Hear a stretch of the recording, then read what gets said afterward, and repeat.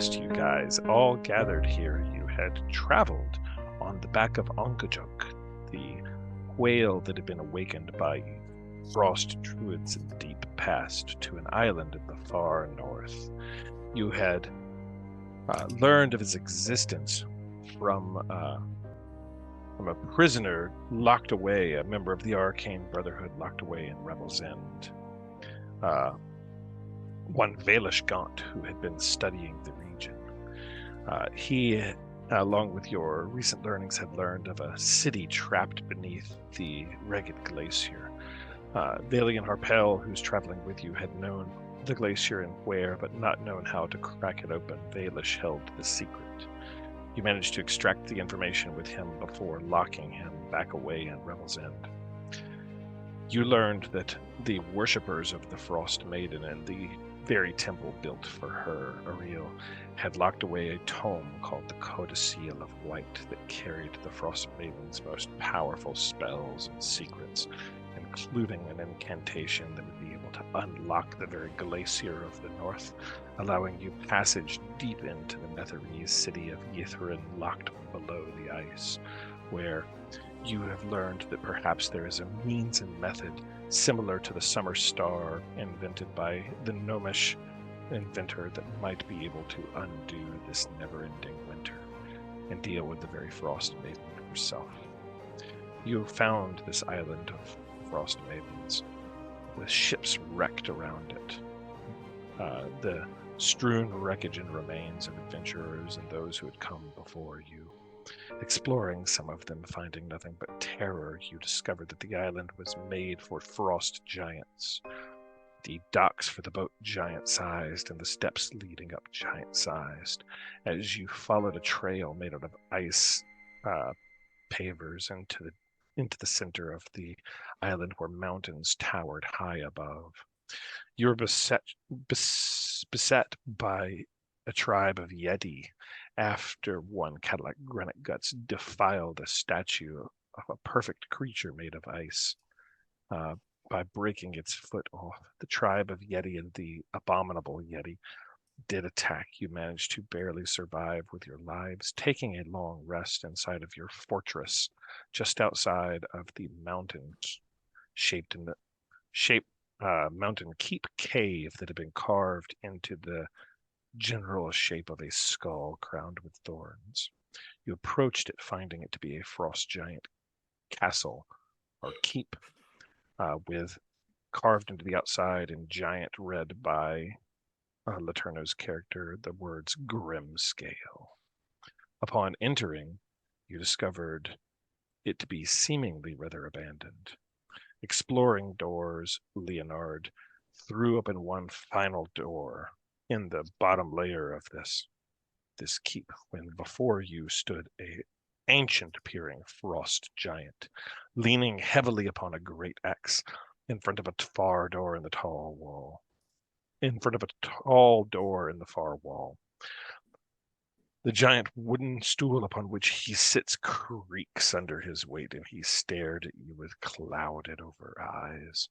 As you entered the room, he said in giant to you, "Death, we meet at last," and draws his giant great axe. And that is where I will take you all now, as soon as I set the soundscape for this room.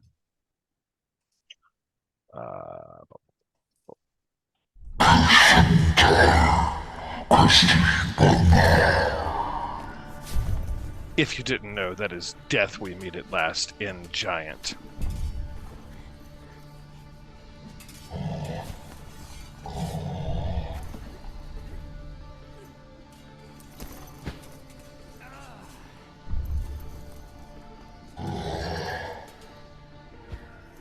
He appears before you, grips his great axe in his hand. And I'm going to need everybody, as soon as I make sure the tracker is clear, to roll me an initiative roll. Leonard, you stand before him. Everyone else just hears him.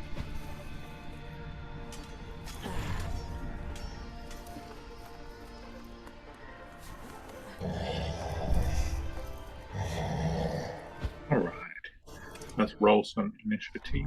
Roll initiative. I never appeared on the map. Did you not, Cadillac? Well, you shall appear. At least I don't believe I see me. Then I shall fix that. Because you are very necessary, especially with one wizard gone missing. There you are, Granite Guts. Leonard, you do still have your flamethrower out because the doors were iced over and you were melting them with your flamethrower, so it is present and accounted for. Yes. The giant is very slow to move and slow to act as he stammers to his feet.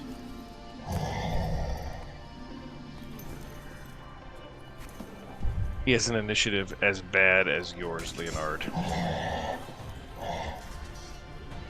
He's going to act last. The first action goes to Cadillac, who springs immediately into action upon hearing that horrific phrase in Giant that I don't think Cadillac knows, but it may terrify him. So I just hear the noise and I rush around the corner. So let's see, it's 5, 10, 15, 20, 25, and I break through the door and I just see this big monstrosity of a giant in front of me. And Cadillac, he looks ancient, but he's gripping a giant, cold, frozen axe. I think that I am going to use my javelins, which don't get a trot out very often. And I'm going to let loose a couple of them. Okay.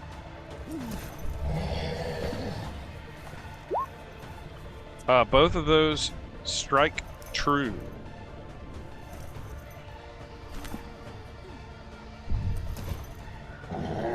For 14 damage. Any bonus actions or I do not believe so. I think that's me for the moment. Zarya, you very clearly understood this phrase as you speak giant. You're up next. Okay. In common, I'm going to say no, wait, and I'm going to run in front of Cadillac. And I'm going to lift up. You said this giant's eyes are cloudy. Yes. Do I think that he is blind? Roll perception.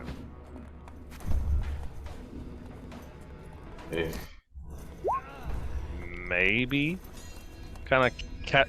I'll say this: he's staring right at Cadillac, and he looks at you, Zarya, sort of as you enter. The eyes are clouded, but he's definitely gripping a great axe. Okay. So as I'm walking past Cadillac in giant, well, actually, before I even speak, I'm going to pull out my axe with one hand and hold it up, and I'm also going to hold up my shield, which has the holy symbol of Thrym, god of frost giants, on it. And I'm not doing so in a threatening manner. I'm just holding up the axe, which was the chosen weapon for Thrym, as well as that to kind of make it more prominent. And as I walk in, I will say, "You need not be our enemy. I remember where I came from." Okay.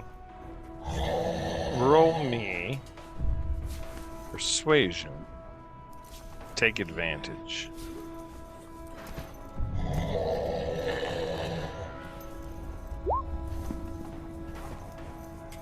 Am I able to guide myself on that?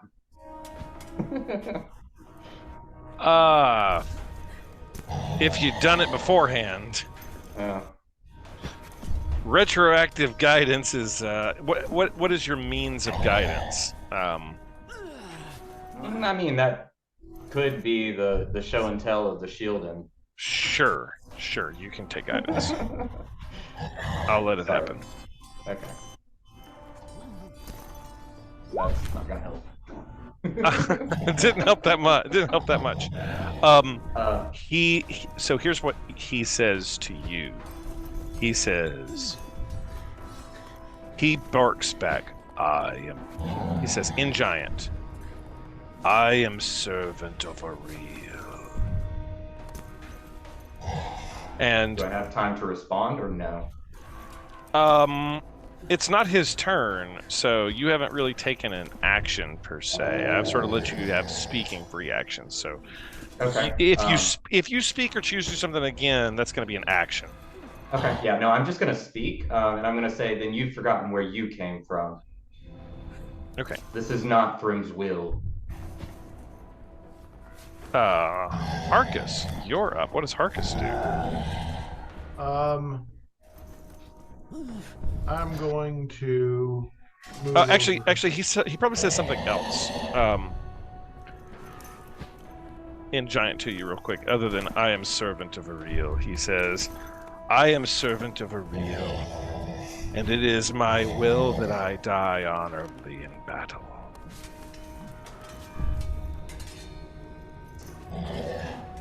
And Harkus, what do you do?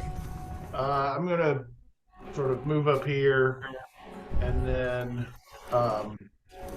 basically what I'm going to do is just sort of move here next to kind of a little bit behind Cadillac, and then I'm going to sort of ready my attack actions for him to sort of come over toward us. Okay. In anticipation of that. So you're just sort of going over there and making ready. Yes. Okay. All right. Ordella, what do you do in this situation? I'm going to come around the corner and...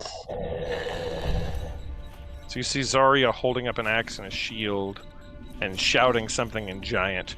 Harkus sort of readies his bow, and Cadillac has thrown 2 javelins that are both sticking out of the giant's shoulder, I think, right now. All right, since I can't understand giant, and I see everyone getting their weapons Now, up. now Zarya yelled out in common so that you could understand. Zarya yelled out in common, need not be our enemy. So that's not what I said in common. The remainder of what I said was in giant, but the first thing that I said, I think was hold, let me, or something like that in common, and then I switched to giant with the remainder. Okay, so you know he said hold, let me, and then you know Zarya is saying something in giant that you don't understand. So you can act based on that information, or not. Okay, well then I am going to just ready my... I'm going to ready my laser pistol. Just in case. You pull it out and you click the handle on it, and lights up. Mm-hmm. Leonard, it goes to you as this guy is sort of stirring. All right. I'm going to move in the drone to attack him first. And the drone will hit him with 7 fire damage based on a DC 15 dex save. I love that everybody's like, hold, let Zarya talk. Zarya says something, the giant says something back, everybody else readies their actions, and Leonard's like, go drone, go. Leroy He said Jenkins. he was a servant of Ariel. You didn't understand that. Oh, shit. Oh, that's right. Sorry, that's a fair point. I did. Never mind. Droney McDronerson. We'll just hang back. Okay. So the drone's gonna hang back? Based on you didn't understand what he'd said back to... Based on... Because the reason I was immediately attacking him is because he said he was a servant of Ariel, but I don't speak giant, so I didn't understand that. Yeah, all you know is that you busted open that door and he growled something terrible, loud, and grunting, and started to grip an axe. And then Zarya ran past you and said, "No, no, let me," and then shouted in something in Giant, and he shouted something in Giant back. Okay, yeah. In that case, I'm just gonna ready. We're gonna hold until threat is clear. Okay, it's his turn. And he stands up slowly but surely and takes a step forward towards Zarya. And then he says, in Giant to you, he says, "Servant of Thrym, why do you defile this place? Why do you come?" Do I have the opportunity to respond? Yeah, he's using his action to speak to you.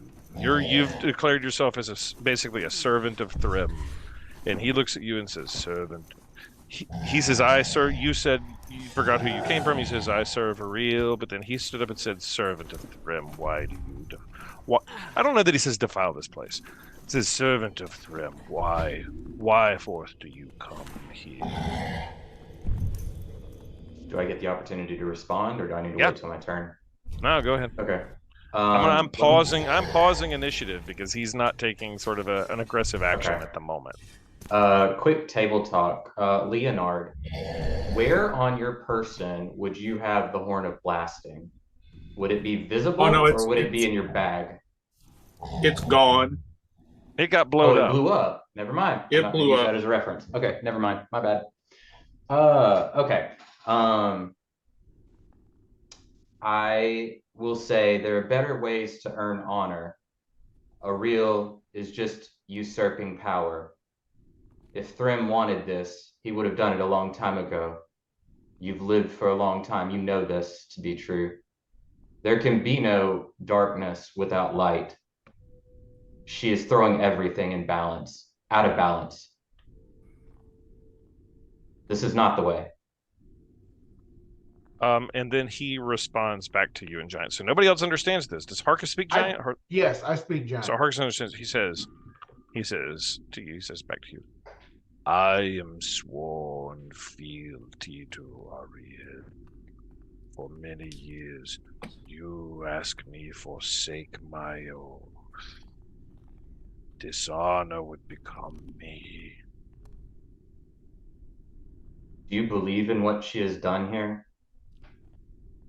Do you believe that this is right? Do you believe that this is the will of Thrym?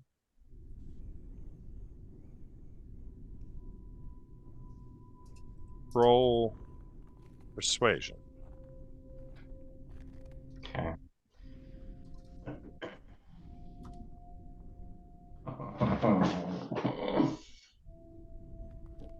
You're guiding yourself, right?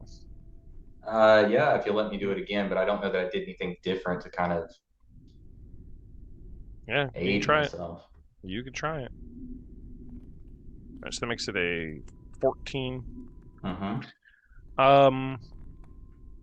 He sort of rests his axe down and he says, "Servant of Thrym, you and your allies may go, but I remain loyal to she."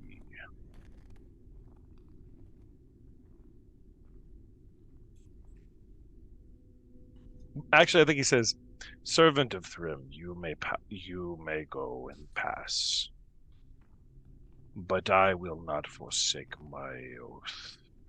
I will not be oath breaker to Winter's fury." And then I think he goes on sort of a philosophical diatribe about how Thrym would believe in winter, in the fury of the cold. Just because one has the power doesn't mean that they should abuse it. There must be balance. Thrym knew this, otherwise he would have done this himself.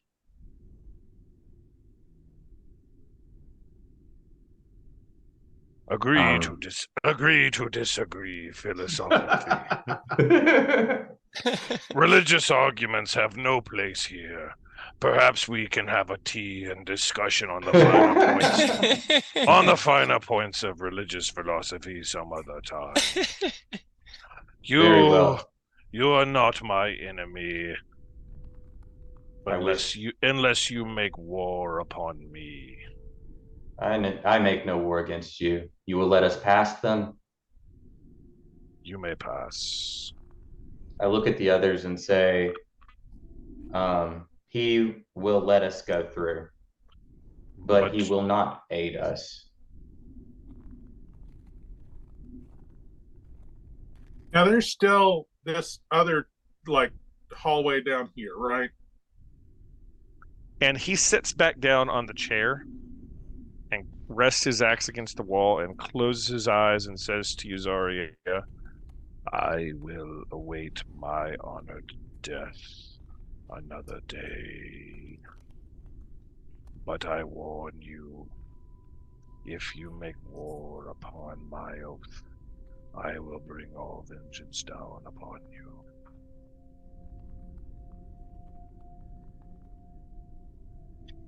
I just nod. I slowly tiptoe beside Zarya, and then I sort of lean and ask as quietly as I can to Zarya, can you ask him to give me my javelins back? There's lots on his shoulder right now. I'd like my javelins. Zarya laughs, I think, and then looks at the giant and says in giant, my friend apologizes and did not understand. They would like their javelins back. Is that... Can I just kind of trail off? He looks over at his shoulder and goes, oh, I did not realize those were there. For he is so puny and they are so small. And then he reaches over with 2 fingers and pulls it out, and it kind of plucks like a splinter coming out of like a tiger. And he just sort of I think he tosses it back in your direction, Cadillac, and make a dex save. As 2 javelins go flying at you, Cadillac. Oh, and 1 hits me in the face. Yeah, it does. Yeah, it does. You're gonna take it. Just grazes you though. Yeah. So you take 4 slashing damage as one of the javelins just sort of as he flicks them back at you. One of them cuts your arm a bit. That's fair. And he just sort of lies there.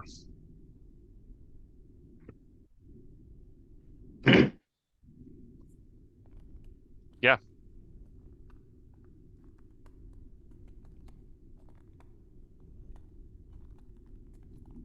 All right. So there's a door behind him. Is he He's propped up. He's leaning against it and kind of propped up against it. Well, that was my question. So the way through that door is through him. Or around him. You could maybe crawl over there around him.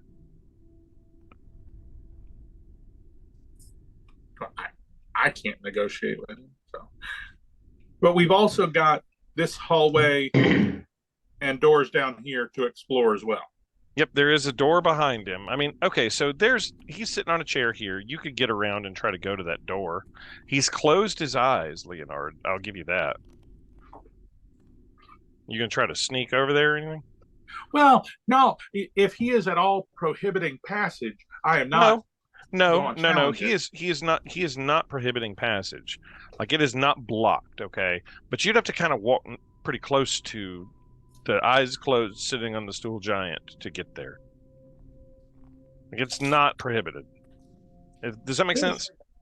He's not leaning on the door, blocking it. If I'm perfectly fine to walk over there, I'm going to assume that there are pelts on the other side, and if this is taking too long, then Arcus will just make his way over.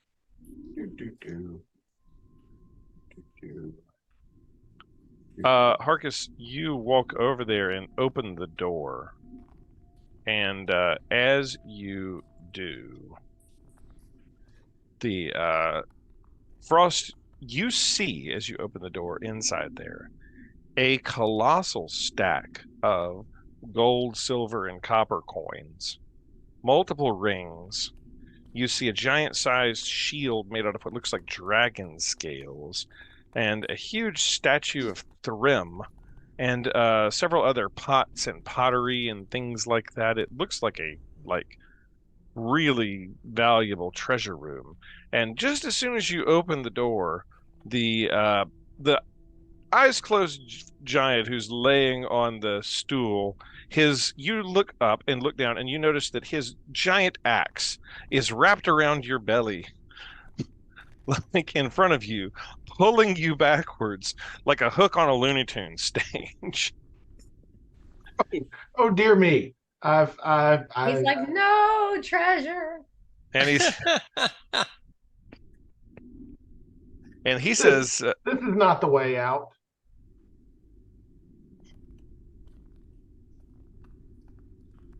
I think the operative question, Jeff, is, are there pelts in there? I mean, I think what I would like to ask him is if he would like to trade a couple of Yeti pelts for perhaps that shiny shield that was in there. You asked that in giant? Yes. He says, my duty is to guard this treasure. It is not mine to trade, nor is it yours to take. Is there someone I could talk to about perhaps trading? If you wish to see my manager, her name is Ariel. You can find her upstairs. Okay. She's here from the hours of 5 to 7:30. Not on Tuesdays. She has tennis. So she's upstairs right now. That's what you're saying? If she's not back from sowing discord throughout the world.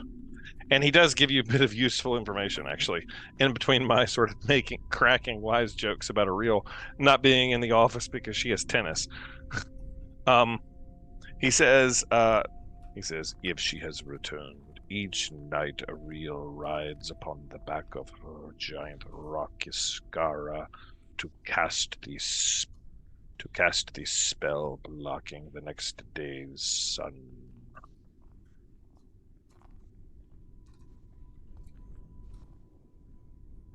Okay. And I'm just going to sort of back away, but I'm making a mental note of that dragon scale shield that's in there. Yep, it's a beautiful shield. Because the dragon scales look an awful lot like kind of like a dragon pelt. Yeah.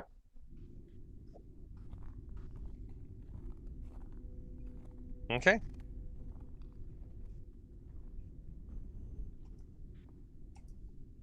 All right, you back away.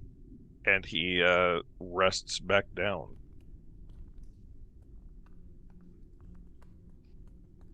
What did he say the name of the rock was again? Iskara. Iskra. Iskra. Iskra. Not Iskara. Iskra.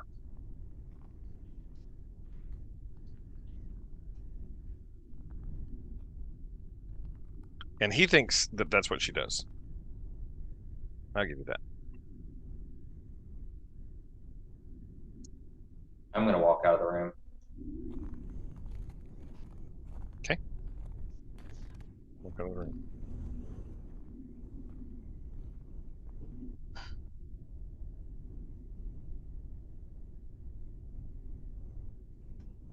All right. I'm going to walk out of the room, but as I do so, I'm going to sort of look back over my shoulder with a bit of hesitation and quite a bit of sadness and longing. Yeah. If she is not returned, Ariel's magic requires this. But the goddess is all-powerful, and the spell as cast will last for. But real is powerful, and the spell as cast will last for thousands of years. Each night she adds more power to it. Wait, is the treasure powering the spell? No. Oh. No. Didn't mean to give that impression. This No, is it's not going to take much to convince Leonard that combat is the pathway to success. So, all right. Well, you guys are out, and you're in that hallway. He slumps back down on his chair. The hallway leads forward. As you go forward, there is a open room to your left. There are closed doors to your right, and there is a room ahead.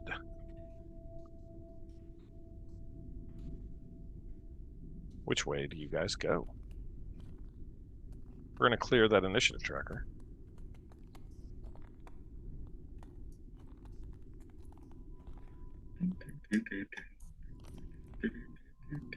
Bailey and Harpel sort of taps you on the shoulder, Zarya, and says, "That was very good.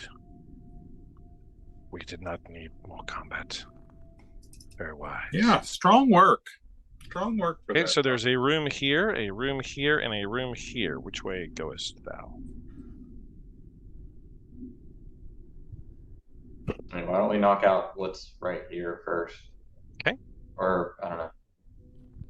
What's Leonard, are everybody- you melting the door and opening it up? Yes. All right. Drony Drone will melty melt. Journey Drone opens it, and inside, frost covers a bloated trestle table that stands amid rotting barrels and casks in the middle of what used to be a kitchen. Storage racks along the wall have collapsed into piles of rotting timber along with the jugs, tankards, and drinking horns that once rested upon them. A roasting spit lined with icicles mounted above a 10-foot diameter brazier coated with rime and situated near the back wall. The bloated remains of a ruined kitchen. I don't have any kitchen-looking stuff in that room, but that's what's in there. Anybody have? I'm just thinking, this room is bigger than the room that had the giant and the vault in it. Does anybody have like a robe of useful items that has a door or a window in it, or like a shaped stone spell, or? No, I made darn sure not to give you that thing again.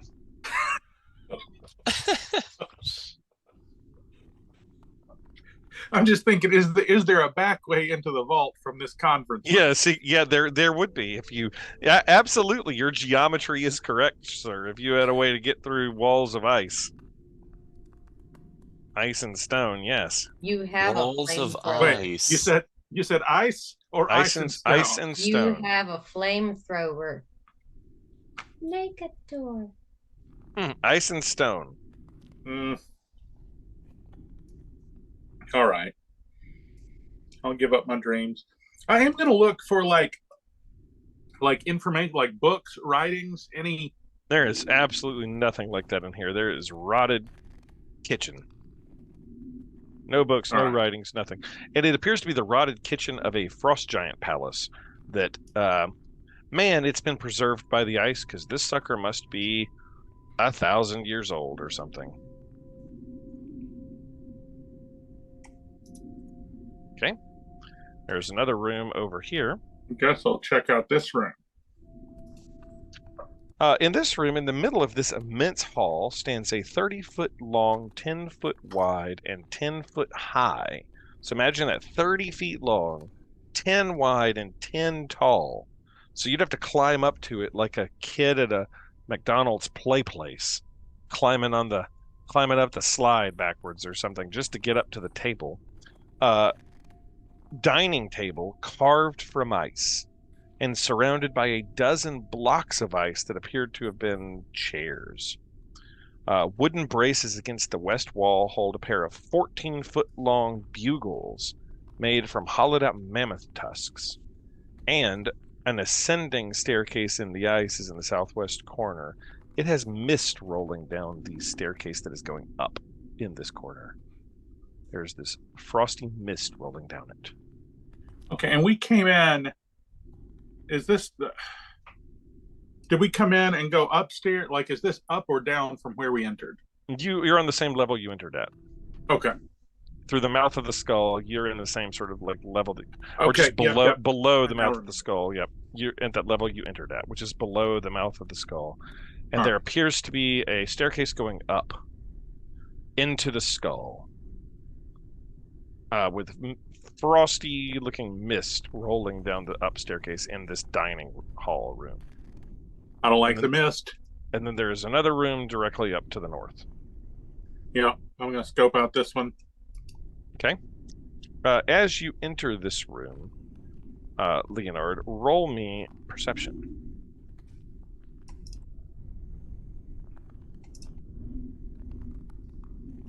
18. Very good.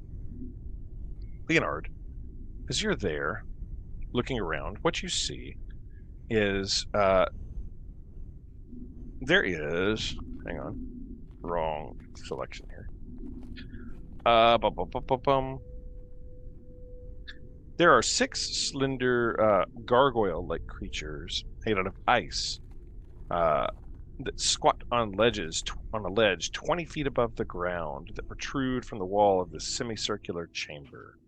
Near the back wall, the mist that blankets the floor that seems to be rolling in from that other staircase across the dining hall room. It descends down a staircase going downwards, made out of polished ice. And with your perception check, these gargoyles made out of ice, Leonard, you can see that their eyes subtly move to watch you. Oh. But they do not move. I'm going to step back to here and just let everybody know the situation with the stairs up, the stairs down, and the 6 gargoyles that appear to be watching. They aren't really gargoyles exactly. Let me show you a picture. They're gargoyle-like. They look like that little creature that you saw at the top of the steps.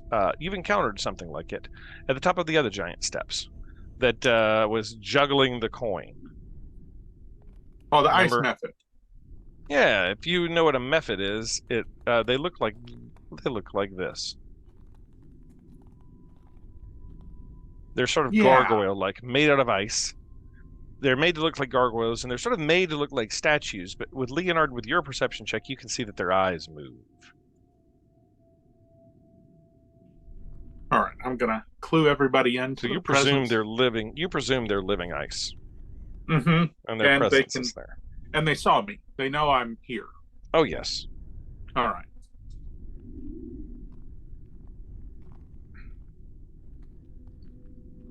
But we know that he said Ariel is upstairs. That's what he said.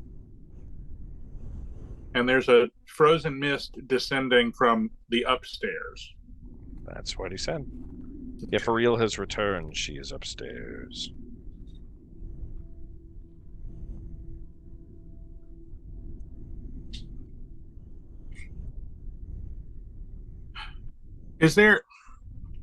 Is there any way that I can tell if the mist is perhaps invigorating or giving life to the gargoyles? Or doesn't appear to be. It's not going up. They're on this ledge above, looking down on this room, and the mist. So is they're rolling, way up high. The mist is. Yep, rolling on the floor by your feet and going down the steps. I just didn't know if we cut off the source of the mist, if that would make a meaningful difference. I don't know if we should go up or down. What do y'all think? I'm but a robot in these matters. What does somebody I don't routinely call on think? Up. Ordella says up. I kind of vote up as well. Cadillac says. I agree. While we have our resources, if that's where we think she is, that's where we need to go. That was kind of my thought too. While we're at, relatively full strength. All right. All right. So you guys go back into the dining hall and ascend the steps.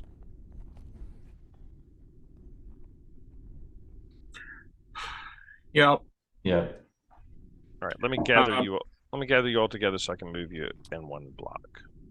I'll send, if everybody's okay with it, the drone first, because the drone has a higher AC than me. He can't see anything, but he could at least spring anything.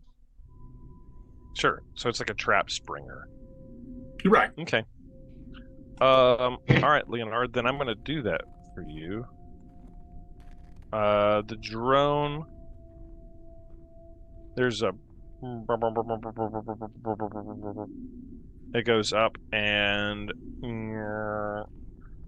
how far are you sending the drone out in there? I guess just like if it's one landing, just like one landing up at a time. Yeah, it reaches the top. You just burp, burp, burp, burp, and you can tell it's reached the top because it's not running into the next step. Like, I don't know if you have a good way to command it when you can't see. No, I can just give it basic instructions and sort of send it on its way, but I can't. I wish I had a way or could pick up a feat that would let me see through it, but no. You're an artificer. You could probably make something. Yeah, I would love that, but for now, if it didn't spring anything, I'll let you do it if you choose to like put an infusion into it. Oh, absolutely, done. And you'll have to do that when you rest, and you'll have to change your infusions out. But I'll let you artifice a way to do that, but you're gonna have to change one of your infusions to make that be the case. Oh, I'll give up an infusion for that. Absolutely. Yeah. To remote visual through the drone. Uh-huh. But yeah, I'll let you if it didn't anger any creatures, it didn't anger anything. You didn't. Okay, you don't hear any crashes, booms, or bangs. So I'll lead the way behind it. Then I trust my drone to. All right, Leonard, you reach the top of the steps here, and you find yourselves in a large, empty-looking throne room. Are the other people ascending as well? Who's next? Who's coming up next in order? Zarya, you're up next. I'm going to move you there. All right, Zarya, you're following behind Leonard. Then I'll go afterwards. Harkus after that. Who's after Harkus? I'll go after Harkus. Then Cadillac, and then Ordella. Yes.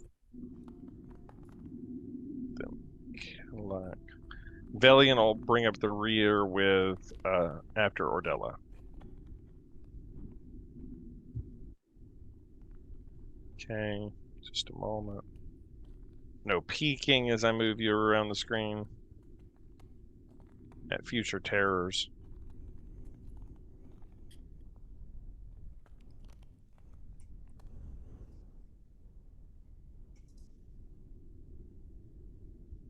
Oh, that's Yatara. He doesn't matter. Let me get Valiant, because she doesn't matter. Fireball. He might.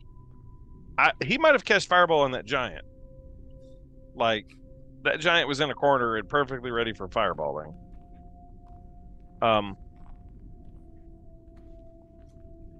Okay.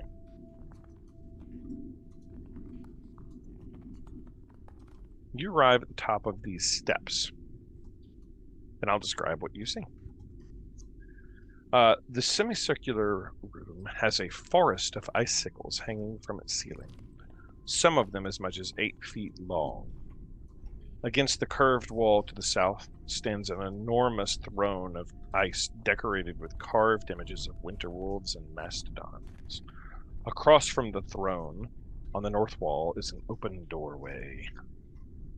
And let me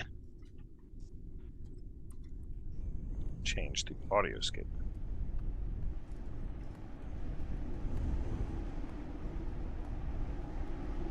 As you're at the palace level rooms.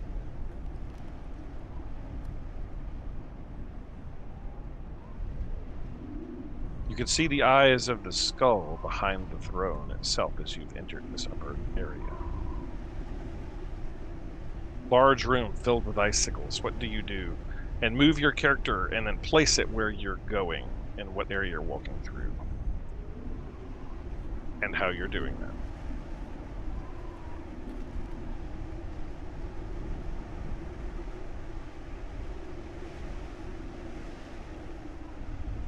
I'm gonna go inspect the throne. Okay, Harkus, as you do that, as you walk directly across there, hang on.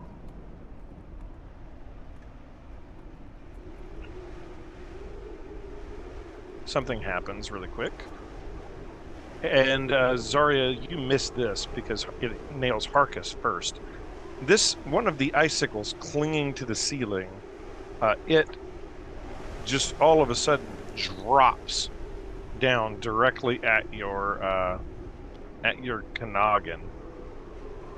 And I assume an 11 misses you, right? Yeah. And it just lodges itself down into the ground. And you recognize that it is not an icicle, but it is a frosty cold creature with a spiked tail that, as it sort of like icicle slams itself into the ground, it sort of wiggles around and starts to like wiggle its way towards the wall. As you look at the throne there, it is frosty and frozen, and it is the size of a giant.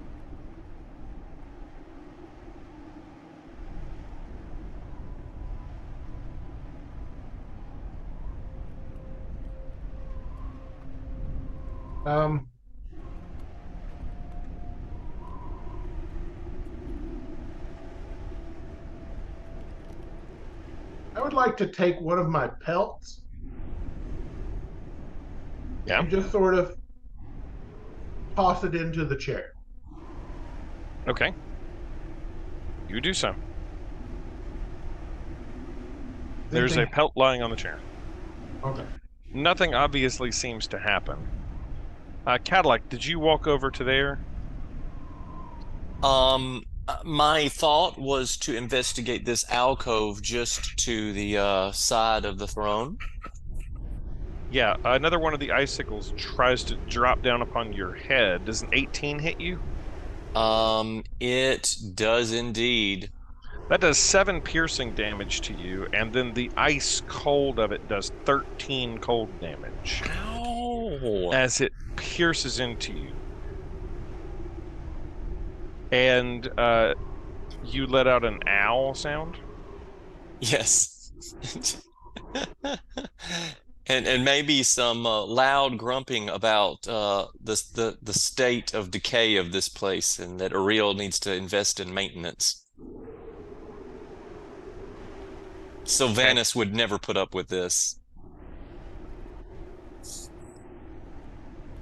Okay. So the icicle, does it shatter? Nope, it's a thing, and it like an animal.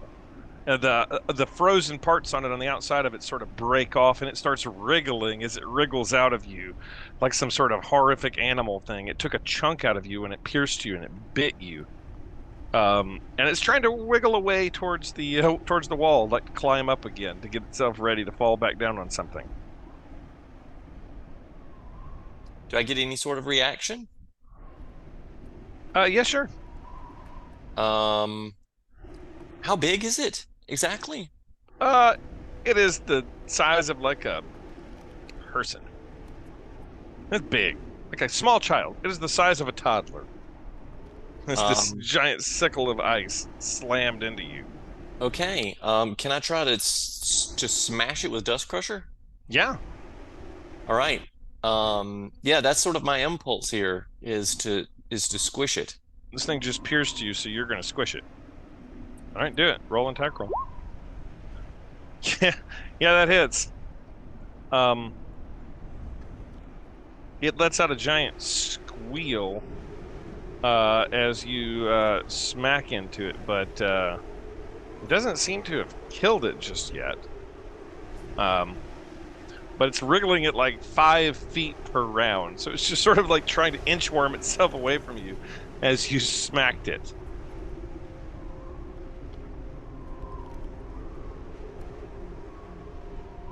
What do? Do I get another chance to Yeah, it can't for get good? It can't get very far from you. It's sort of inchworming its way away. Yeah, then I'll try to hit it once more and try to finish it off if I can. Roll an attack roll. Yep, that'll hit. And yeah, it as you smash it, it lets out a squeal, and it just sort of splats on the ground, leaving a sort of like blue ooze that was its blood or whatnot. And what do you do when you do this? You say anything as you squish it?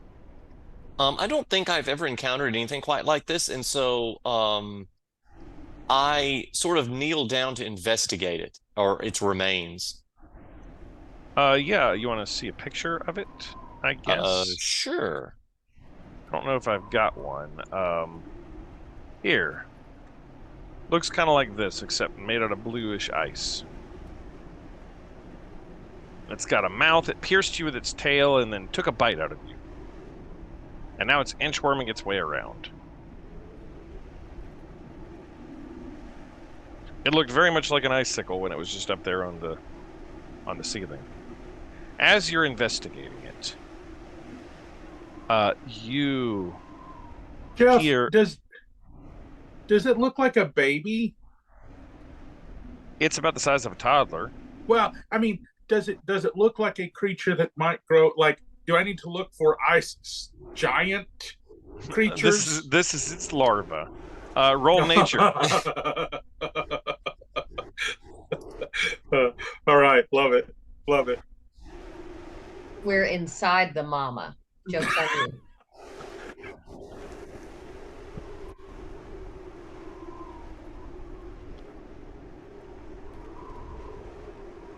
Yeah, give me a nature roll. Yeah, I would like to learn more about it if possible. No? Leonard, no, that's not what you get. Yeah, Leonard definitely could be. All right.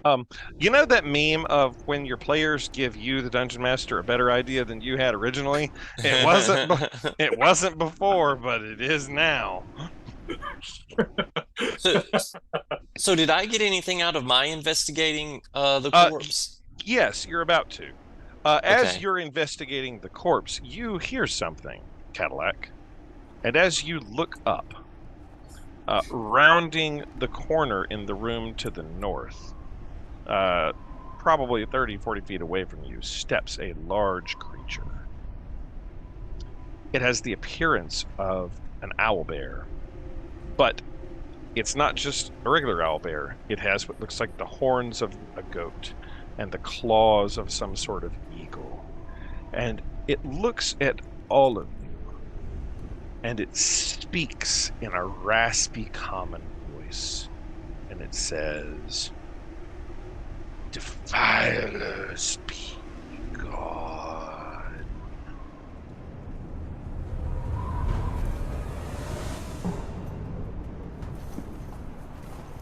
And who's the person closest to this thing? Probably Zarya, I think.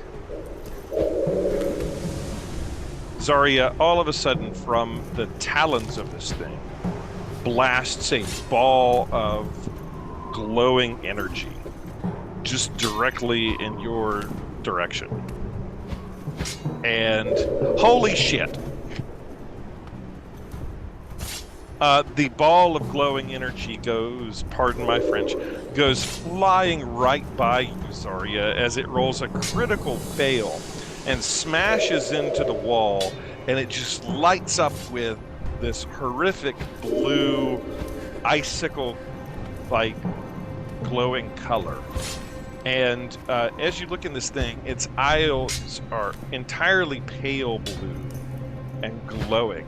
And I think somebody has had a vision of this thing before. Uh-huh. Who did?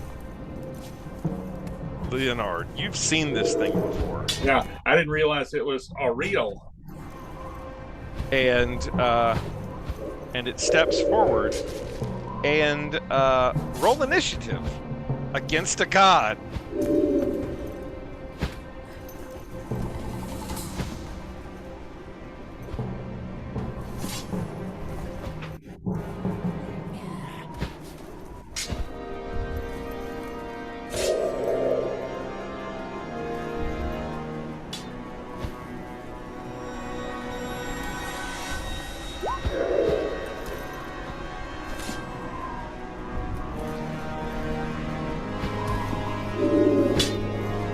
moving in.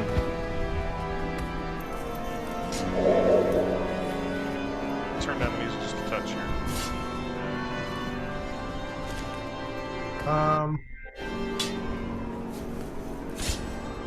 It looks like Leonard. What about our friend over here? Yeah, Valian, she's in it. Let me get her roll.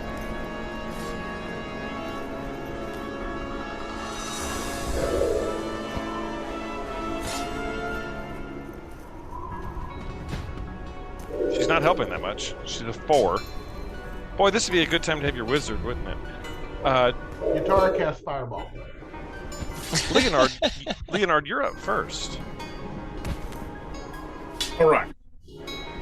So Leonard is going to move to where I can see, like so, and then send the drone in. And the drone is now going to do its fiery thingy. DC 15 dex save. Critical fail. All right, 8 fire damage. And the fire blasts this thing, and it lets out a roar at you. Okay. And then Leonard, as his action, is going to... We're going to cast Scorching Ray. Okay. That is a 14 and a 23.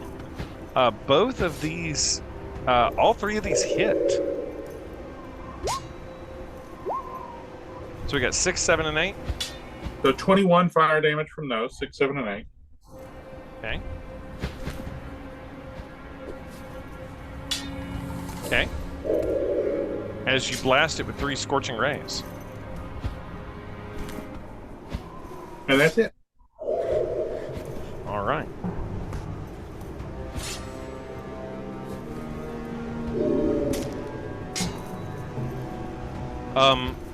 As you do that, all of a sudden the creature just vanishes from your drone, and it appears right next to all of you.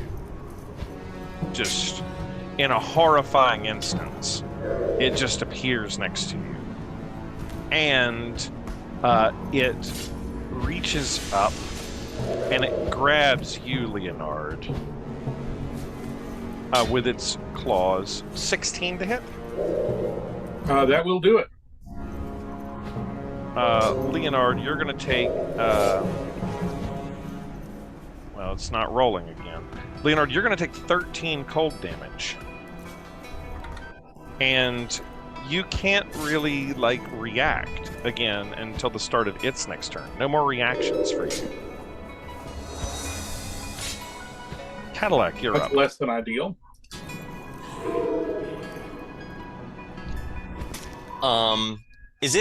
It's pretty evident to us all what this is, or is it Leonard the main person who sort of connects the dots here as to what we're truly facing?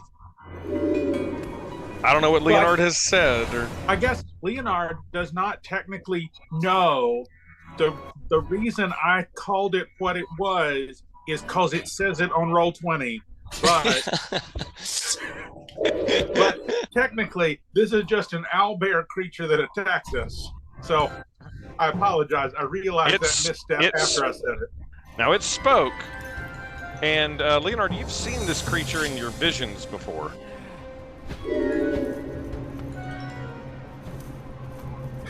Yeah, I've got a drawing of it in my bag. Yeah, you sure do. You had a vision of it. In fact, I think I have a picture of what you saw in your visions, which is strikingly similar to this. It's in the journal. It's labeled Owl Beast. Yeah. Let me see if I still have it here. Yeah, here it is.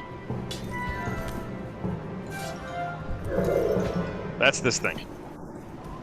You saw it in the mirror. Yeah. In the Skull Island place, I think. And here it is before you. Cadillac, you're up. Okay, so it will affect how I approach this if I know it's a real. Should I roll roll, something? yeah, roll Yeah. me insight, I guess.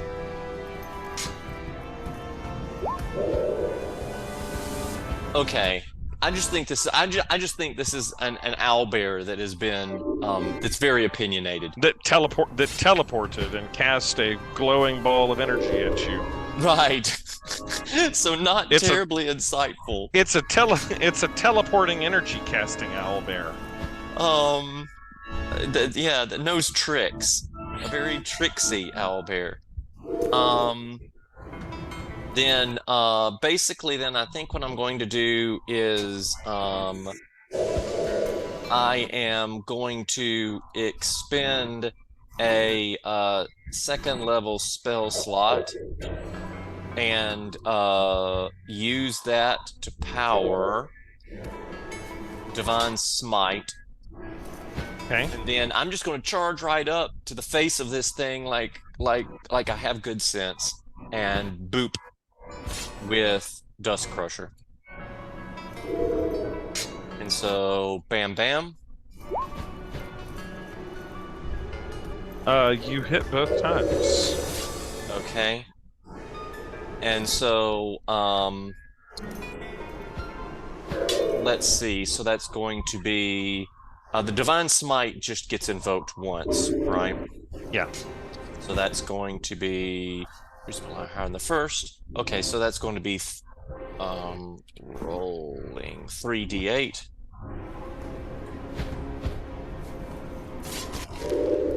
Ooh. And that's radiant. Yeah.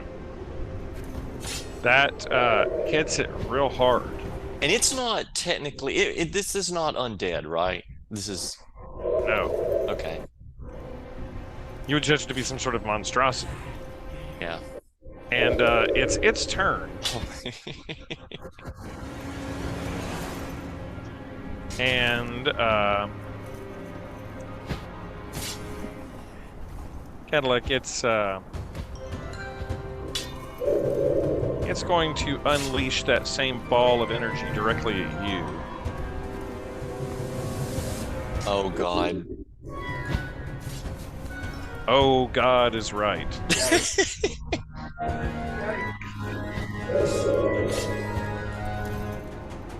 Literally, oh God.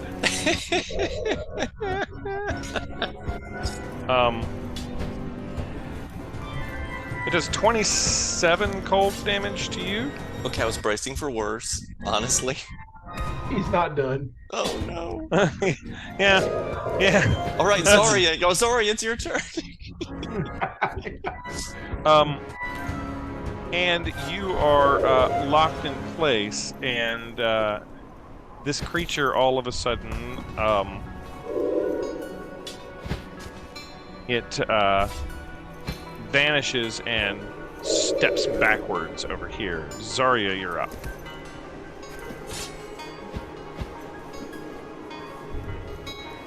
Okay. Zarya is from this area. There is zero chance she thinks this is an owlbear. Nope. Now, whether or not she thinks it is a real or not, that's completely up for debate. But she knows there's more to this, regardless of that. She's gonna rush up to it. I have enough space to get to it. Yeah. And I'm gonna reach out my hand and I'm going to grab this thing. As you reach out and grab, it is colder than anything you've ever felt in your life, Zarya, and its eyes glare into you as you reach out to it. And Zarya, you have no doubt in your mind what you have come before. Okay. In that case, I'm still gonna do what I was thinking, but I'm gonna upcast it instead. As I reach out and touch this thing, I'm going to cast Inflict Wounds at 3rd level. Okay.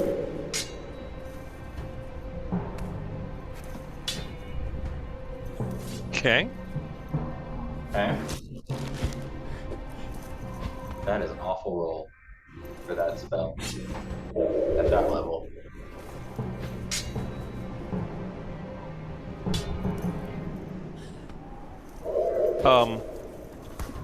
It grabs you, Zarya, as you've grabbed it.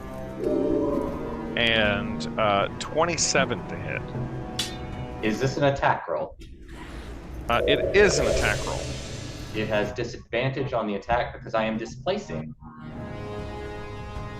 No, it doesn't, actually. Because this thing has an ability that fairly well negates that. Okay. It can see you. Okay. 27. That'll do. And sorry, not trying to nerf that thing. This thing just has an ability that sort of undoes that. But it only does 15 cold damage to you. Okay, I am resistant to cold damage. All right. Well, it doesn't hurt as bad as it ought to. So is that 7 or 8? Yeah, 7. But no reactions next turn. Arcus, you're up. Can I get a read on this? Like, have we done any damage to this thing at all? Yes. All right. Well, against my better judgment, but because I can't help myself, this just looks like a goat-horned owlbear pelt to me. So I'm going to move over and swing at it a few times. Because why not?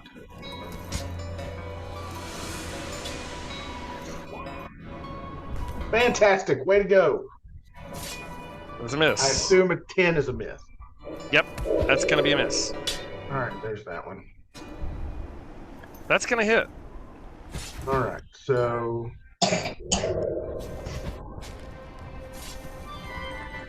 plus 2d6. Okay. Okay. 16. And then, because I can't help myself, You're pelt hungry. Huh? You're pelt hungry. I'm gonna flurry of blows it, even though clearly that's not the best idea. Hit. Give me that good goddess pelt. Okay, does 8. And missed the second time. That's a miss. Yes, getting right up on the god. That's great. Ordella, you're up. Hold on. Oh. Making a hasty retreat.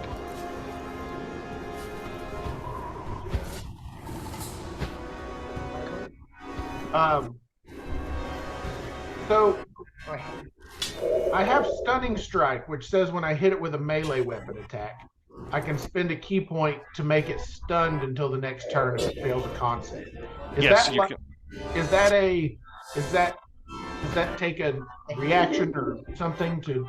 No, it's just if you hit it with a melee attack, which is a weapon attack, not flurry of blows. But I hit it with the staff. So can I stun it? Yeah, you can start trying. Okay.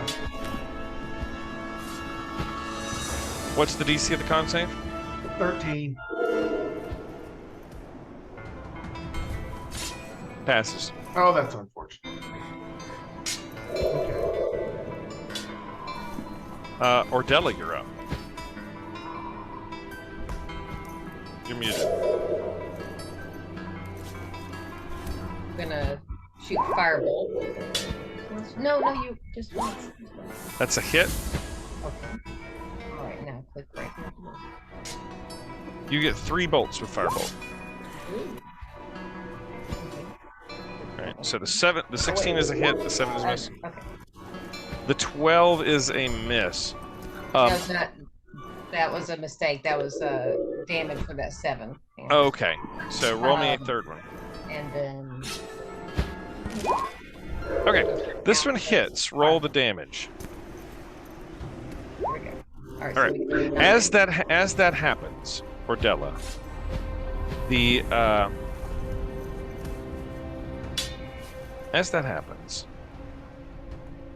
creature all of a sudden lets out a roar and collapses down onto the ground into a giant hump.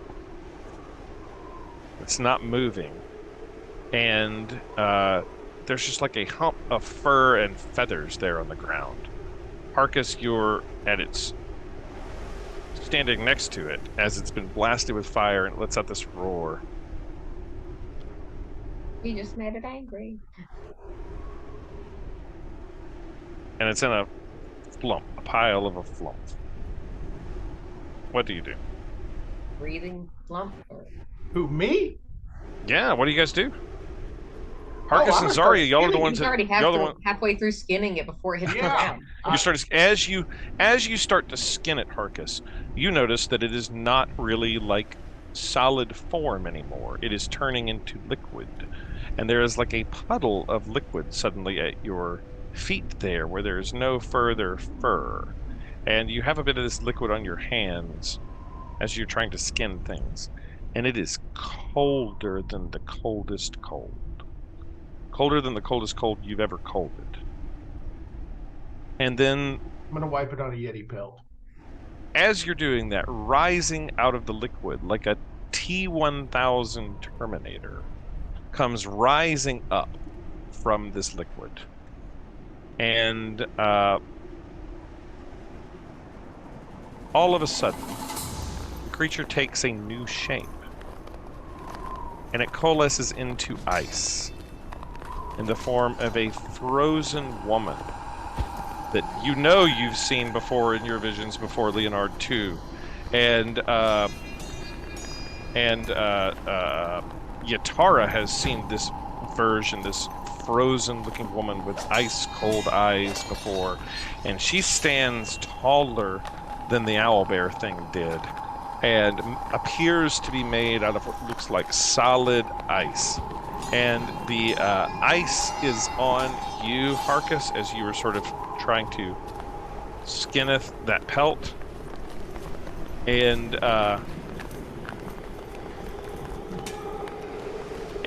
it's so cold, Harkus. It's just like eating into your bones. And Harkus, it's surrounding you. And I need you to make me a charisma saving throw.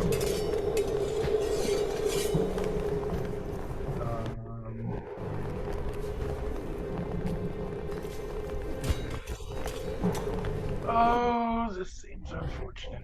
Okay. I'm not very charismatic. That would be a fail. Harkus, the ice. Pretty good about that. The ice begins to sort of creep up you, and it's like that scene in The Matrix when the goo is sort of like running over Neo and then down his throat, you know. And you know what I'm talking about, as he's on the phone, and all of a sudden you are surrounded by this, except it is ice and cold, and she sort of looks at you and just breathes nothing but pure ice. And Harkus, you're gonna take from this icy woman, you're gonna take 22 cold damage. And she looks at all of you and she says, "You know who I am. You are mortal and I am forever. I am winter itself. I am cold." And then she looks over at you, Zarya, and she says, "I am death. I am forever. I am death." And Harkus, you are frozen solid in a giant, like, icicle. You just see a little, like, Harkus body like this, like Han Solo and Carbonite. Just Carbonite Harkus frozen in the ice. And she says, "Flee now, and only one of you need die." And she rolls an initiative roll. And Leonard, you're up first in initiative, because this is not even my final form. Oh. Okay. I'm gonna move to here. Drone. And drone is gonna drone. Shoot the fire at Harkness. She raises her hand up as you do this, and the fire just goes out of the drone. She just like extinguishes it with her finger as it blows fire at her. And she looks over at all of you, and free action she says, I am immortal. I am forever. I am death. Flee with your lives, mortals. What do you do, Marcus? As your drone's fire is extinguished. Leonard still got his turn. Yep.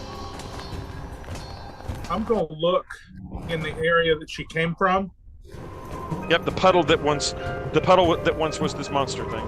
Oh, you're looking back there. The room where the owlbear was standing. Okay. Like, I'm looking around for a focus of energy or sure. something. What you see is the wrecked furnishings of what once looked like a frost giant's bedchamber. A bitterly cold wind blows down from a staircase to the east, at the bottom of which snow is accumulated.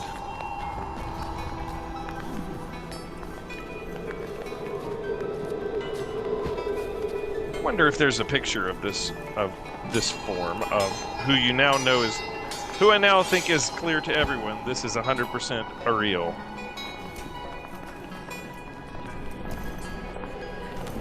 The very goddess that stands before you.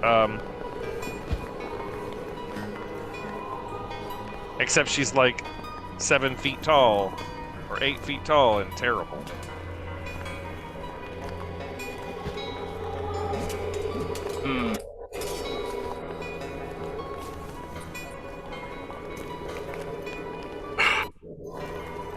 But I don't see anything other than a stair up. I don't see anything that looks to be emanating magical energy or... Not on sort of initial inspection, no sir. It is Ariel's turn. And the goddess, she looks over at Zarya, and she opens her mouth. Oh no, actually this is her hand. She waves her hand open like Spider-Man doing this, and a just huge cone of freezing cold air blasts over. Actually, I think she's gonna just disappear and reappear here, and then she's gonna be able to get both Zarya and Ordella in this. No, she doesn't do that. Can she teleport? Let me make sure she can teleport. That will. Boop, boop, boop. 3 legendary actions. Okay, no, she's not able to teleport. She just sort of, she unleashes the cone at just you, Zarya, I guess, since you're the one that's right there. Make me a Constitution saving throw, please.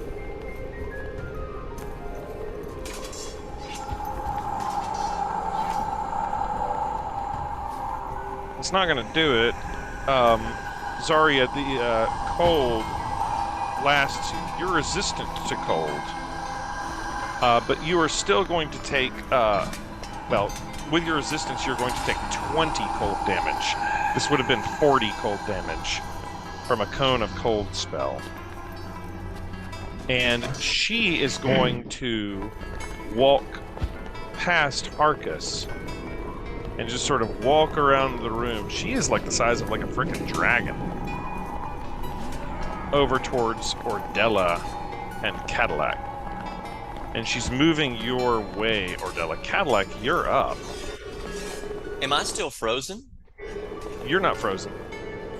Okay. It's Harkus that's frozen. Harkus is the popsicle. Okay. I thought I got frozen in the last. From the piercer? Yeah. No. You mean from the thing that fell from the ceiling? From the owlbear attack. It didn't freeze you. Okay.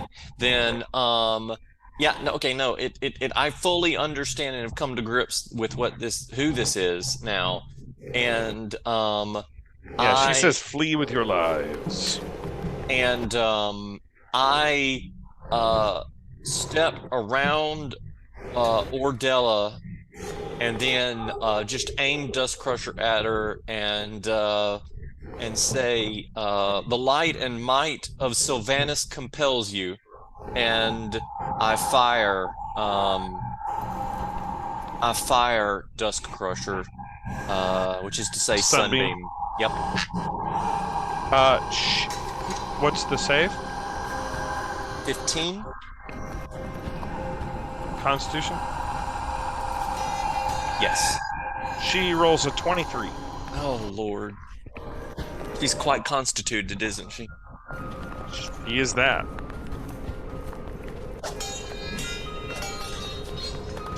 She is that indeed. She takes half that. So half of 25 is, what's that? That's 14. Yeah, like 14. I'll give you 15. Okay. And she is definitely not blinded by this.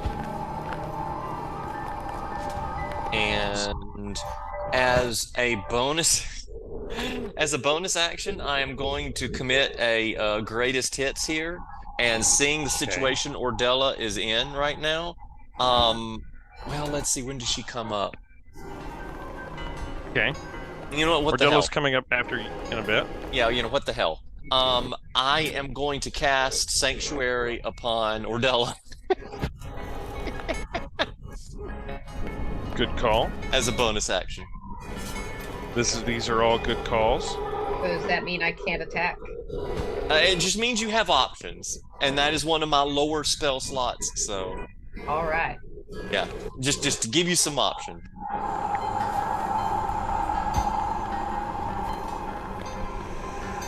Okay. Then this clicks around to Zarya. Okay. Mechanically speaking, Harkus is frozen. Would I think that that's a form of paralysis, or is that in and of itself another condition? He's trapped in a crystal of ice. Would I think that lesser restoration may fix this? You would not. You would think you have to get him out of the ice. Like, he literally looks like he is inside of an icicle. Maybe it would take this is a crazy spell you've never seen before. It is certainly not a less restoration. I would say the thing that comes to your mind the first, Zarya, maybe like pickaxe him out of there or something. Okay. As much as I like Harkus, I don't know that we have time for that at the moment. I will. Am I technically within range of this thing? Do I think that it would hit me if I moved out farther away from it than I currently am? You're not in melee with it. Okay.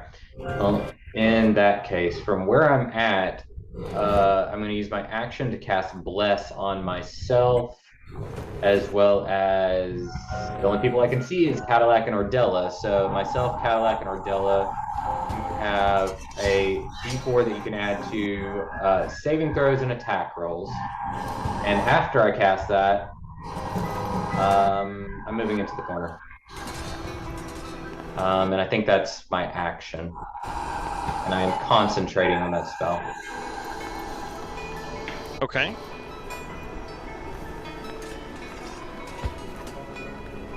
I don't really think I have a bonus action I can use here. Harkus, since no one has done anything to aid you, Harkus, you're going to take 22 more cold damage. Make me a charisma save. If you're not dead.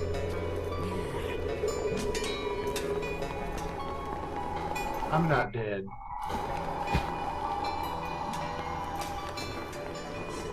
Nope.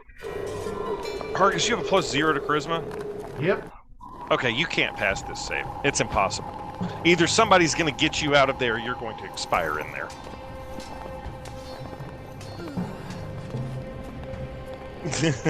The DC is 20. Know that? All you see is Harkus is resisting against the spell that's holding him in there. You can tell that there is an active spell that is holding this ice crystal around Harkus, and it's injuring him. And he's locked in there, but he's trying to resist it, but can't. Okay, but up till now, I haven't seen it injure him additionally, other than you just did initial again. Cast of the spell. Okay. Yeah, and you just did see it injure him again. Okay. Ordella, you're up. Okay, a couple questions. Would Firebolt melt that? And then 2, would that count as an attack? The answer is maybe and yes. And I would lose my bless. Goodies. You don't lose your bless, you lose your sanctuary. Sanctuary. Oh, sanctuary. Okay, yeah. Either way, okay. I guess I'm gonna come up here and I guess try to use Firebolt to melt this. Roll an attack roll, please. Oh. That's a miss, but you have 3 firebolts. You also have a D4 on every attack. Oh, add your D4. Wait,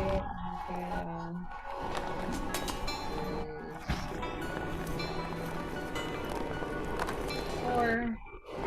First one. And the second. All right. The second one hits. Roll the damage.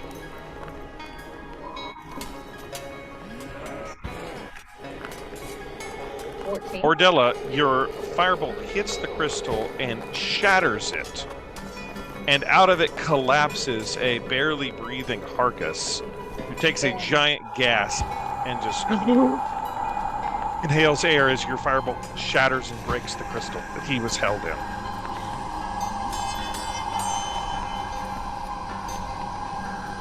Valian is up. And, oh man. She casts light at the goddess. Which is probably not the best idea. But that's where we're at right now. Why is it not rolling?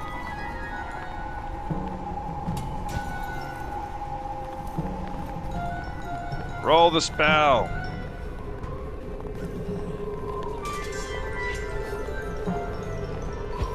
Well, we went with chill touch anyway. And she crit fails it. Awesome. All right, Leonard, the action rolls back around to you and your flamethrower. All right, so I am not moving. I just needed to see where the flamethrower is. Okay, he's still there. So flamethrower is going to move to right beside Auriel and throw flames.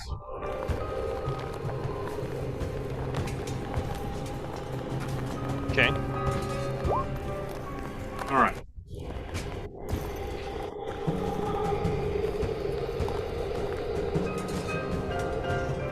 Again, she raises her finger, and the flames just dissipate and feather away. That's got to be a legendary reaction or something. It is.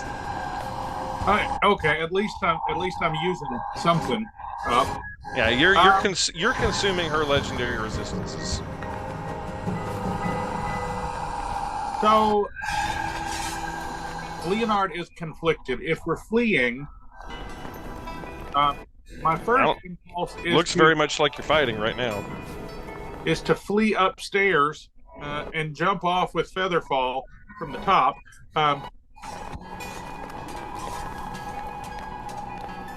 But if nobody else is fleeing, yeah, I'm going to throw stuff at her.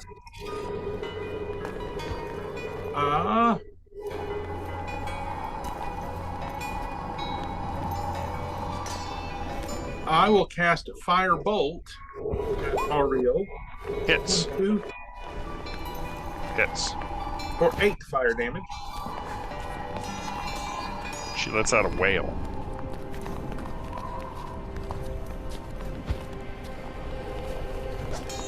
Where even are you, Leonard?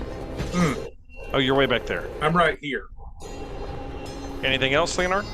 No, Leonard is staying like at least 30 feet away from her, just in case.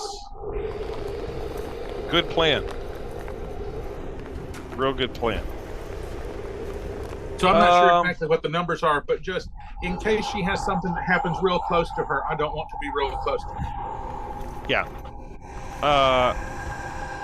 She, all of a sudden in her hand, she steps around and swings. In her hand appears a giant morning star made out of ice. And this monstrous woman swings around and swings her morning star made out of ice at you, Ordella. We've got a 25 to hit and a 25 to hit. All right, you said 25 and a 25. All right, yeah, both those hit. So the first one does 8 piercing as the ice pellets pierce you, and then 8 more cold damage for 16 total.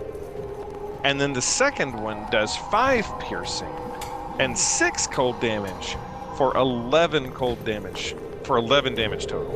So we got a 16 and we got an 11. Okay. And the total of that is 27. 27 cold damage. Cadillac, you're up. Okay. I am fully committed here. I understand what the stakes are, and I am closing to point blank range. This is why Sylvanas sent me here. This is the entire reason that I've made this journey. No, you still have the daylight activated, right? And so I am not going to use Sunbeam. I'm not sure if that decays it or not. It's gone if you yeah. I judge that my direct attacks are going to probably be of more benefit than Sunbeam. Okay. So I, as a bonus action, am going to cast Branding Smite. Okay. And then I am going to take 2 swings at her with Dusk Crusher. And I am also going to, should one of those hit, and which one does, I am also going to expend a 2nd level spell slot to use a Divine Smite. Okay, you have a D4 to add to any attack rolls. So any that don't hit, you can add. Roll a D4. And add. Okay. Yes, both hit them. Oh, thank God. So you do 17 damage with the first one and 10 damage with the second one?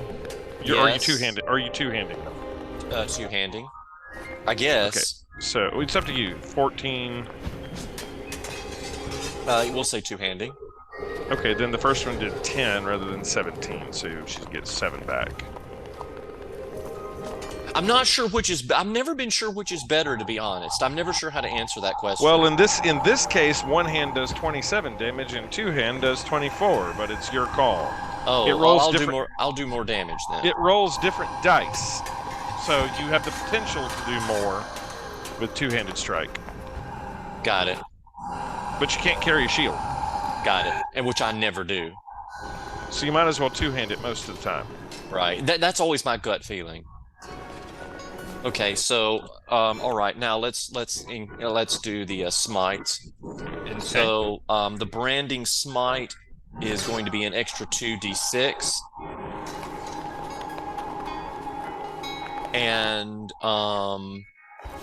then let's see, it's radiant damage, and she glows for some strange reason. And then the Divine Smite is going to get us So it gives me 7 damage to start with, 3d8, yes. and then 3d8. Okay. As you do that, as you hit her with all of this stuff, she, all of a sudden, she explodes with ice just blasting off of her, and everybody around her. This is you, Cadillac. This is you, Harkus. This is you, Ordella, and this is you, Zarya. All of you, because you're within 30 feet. Everything within 30 feet. You all take... How do I get rid of that? Oh, I see. You all take, not much, but 7 cold damage as just icicles just blast off of her after Cadillac hit her with that major attack. That 3 or 4? No, I'm sorry, piercing damage. It's piercing damage. 7 piercing damage. As ice just blasts into all of you. No save, nothing. It just hits you. And, Zarya, you're up. Okay. From where I'm at, I'm going to aim a guiding bolt at her. We'll do 2nd level for this. Okay.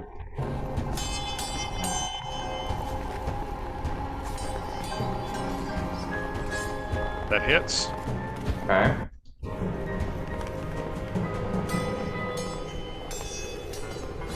Alright, so 12 damage, but the next person that attacks her gets advantage on their attack. And if you're blessed, you also get a d4 added to said attack. That's all I'm doing with my turn. Okay. Harkus, you're up.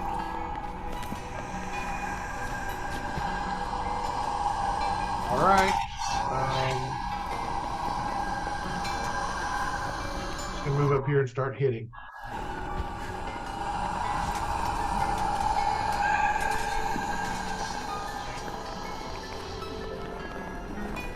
You have advantage if you want to fish for a crit. Nope. Just the Alright, 27. so 27 does hit. Does hit the goddess.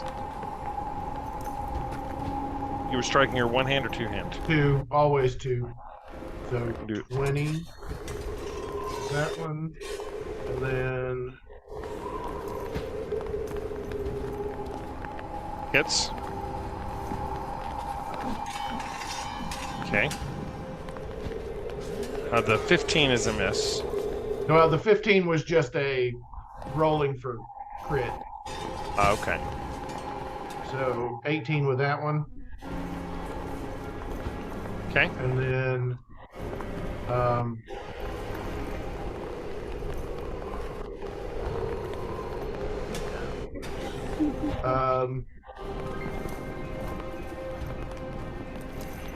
feels like an unarmed attack or a flurry of blows is a bad idea. Don't know.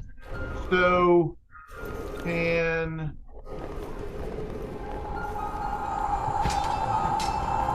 you know what? I don't even care. I'm gonna flurry of blows.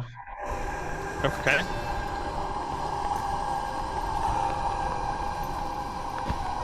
Do I get the advantage on that too? Yes. Okay, so Or 19. does it say your next attack roll? What does the text of that spell say? It's the next attack? It's the next attack. It's not every Okay. attack. So then, It's not so the each first subsequent. one misses, and then the second one's a 19. 19 hits. Okay. Ordella, you're up. What do you do, Ordella?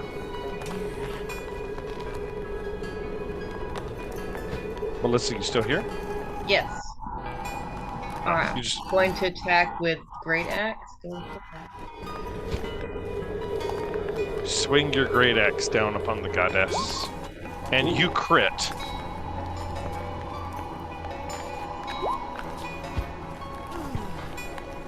Okay, Ordella, as you bring your great axe down upon the goddess, the body of this thing just explodes into shards of ice and disappears everywhere. Everybody takes 3 piercing damage as this happens, as ice just pierces out around you. Everybody within 30 feet, so everybody essentially but Leonard. And all of a sudden, she disappears. And there's just shards of ice where the body of this woman was before.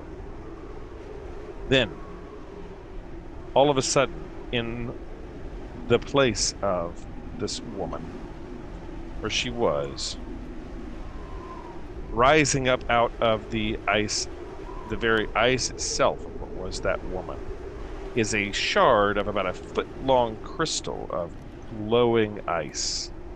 Just appears in front of all of you. And a voice emanates out from the crystal itself. And all of a sudden, the entire room is just enveloped in a huge blizzard. Snow is blowing just everywhere. Everything is just completely obscured with blowing, blinding snow, like the worst blizzard you've ever been in. And a voice speaks out of the crystal itself. This very living piece of rock. And it says, "You have not even begun to try to harm the immortal." And all of a sudden, blasting directly at you, I think Harkus, who just did the punch, and Ordella, who just struck with the great axe, is a beam of blue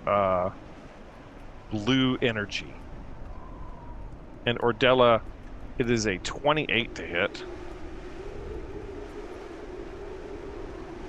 Yeah. And this does 12. Oh, what a bad roll! 12 cold damage. And Harkus, it is a 21 to hit. Yep. And this does what another bad roll. 12 cold damage to you. And everything in this room just becomes nothing but a blaring blizzard of terribleness. And the hunk of living crystal, it looks at all of you, and all of a sudden, it blasts upwards. Straight up. Up, up, up, up, up.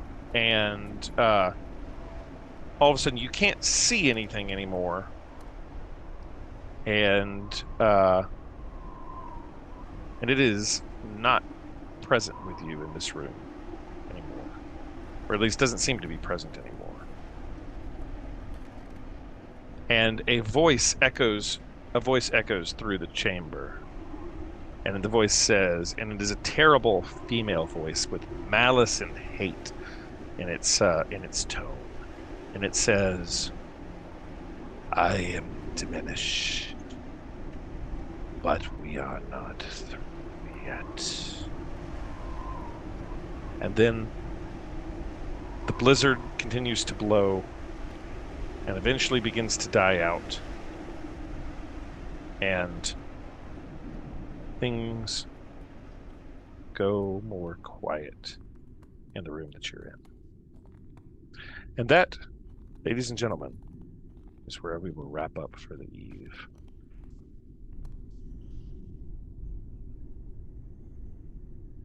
My goodness.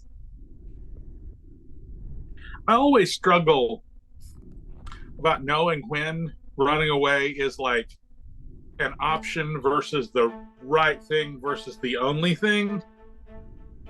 And I wasn't sure where this fell on that. So I was prepared to hit the stairs. Runaway's a valid option. You guys actually did really, really well at combating what you got. She's definitely not dead, and you definitely haven't beaten her yet. She has an entire third form, but it's vanished from your presence, at least seemingly. But we've still, like, we came here to find a way to open the Netherreal, the Yithrin ruins. Yes. And we have yet to do that. You seem to have whacked the goddess down. You know that her presence is necessary, apparently, to continue to provide energy to the spell that she's doing, but the spell is not broken. But you beat down the goddess somehow. But yeah, you've not found a way to crack open the ruins to Netherreal yet. We'll get there. We'll get there. There's more to explore. There is indeed more to explore. And Glad we didn't fight the ice giant or the frost giant. Yeah. Ice giant tenderizer. Yep. All right, ladies and gentlemen, we will see you all next week on Rime with the Frostmaiden to see what happens next. Can't wait. Yep. Good night, everybody. Night. All right, y'all. Night.